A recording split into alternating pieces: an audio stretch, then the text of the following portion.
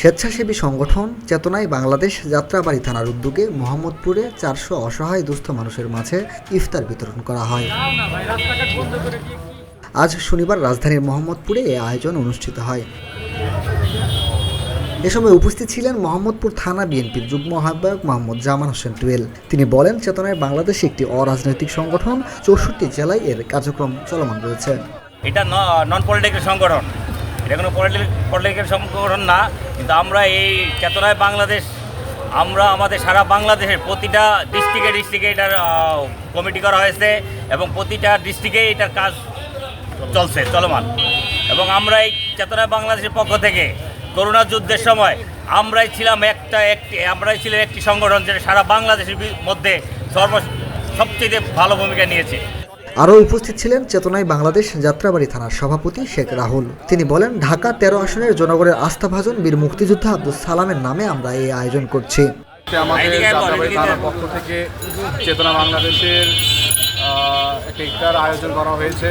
এটি আমাদের ঢাকা 13 আসনের জনতার এমপি বিএনপির ক্যান্ডিডেট, যিনি 13 আসনে নির্বাচন করবেন, বীর মুক্তিযোদ্ধা আব্দুল সালাম সাহেব, যিনি বেগম জিয়ার সম্মানিত অন্যতম উপদেষ্টা।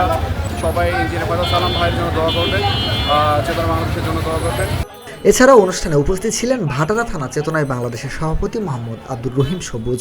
তিনি বলেন, চেতনায় বাংলাদেশের প্রতিষ্ঠাতা ইঞ্জিনিয়ার ফয়সাল সালাম সাগর ভাইয়ের নির্দেশনায় প্রতিটি থানা ও জেলায় আমরা ইফতার বিতরণ কার্যক্রম চলমান রেখেছি। যাত্রাবাড়ী থানার পক্ষ থেকে এখানে আপনার ইফতারি বিতরণ কার্যক্রম চলছে। সেই কার্যক্রমে আমাদের মোহাম্মদপুর থানার যে যুগ্ম আহ্বায়ক আমাদের জামাল ভাই আছে, উনি সহযোগিতা করছে। বীর মুক্তিযোদ্ধা আব্দুল সালাম সাহেবের সুযোগ্য সন্তান এবং আমার চেতনায় বাংলাদেশের যে প্রতিষ্ঠাকালীন সভাপতি রয়েছে ইঞ্জিনিয়ার ফয়সাল সালাম সাগর ভাইয়ের নির্দেশনায় কিন্তু আমরা আল্লাহর রহমতে প্রত্যেকটি থানা ওয়ার্ড পর্যায়ে আমরা ইফতার বিতরণ কার্যক্রম অব্যাহত রেখেছি। প্রকৌশলী ফয়সাল সালাম সাগর ভাইয়ের জন্য দোয়া করবেন এবং আমরা যেন এই সংগঠনের মাধ্যমে আরও ভালো ভালো কাজ করতে পারি ভবিষ্যতে।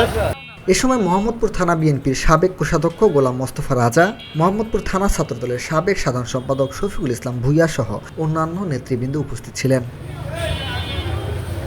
মিনহাজুল ইসলাম, ভিওডি বাংলা, ঢাকা।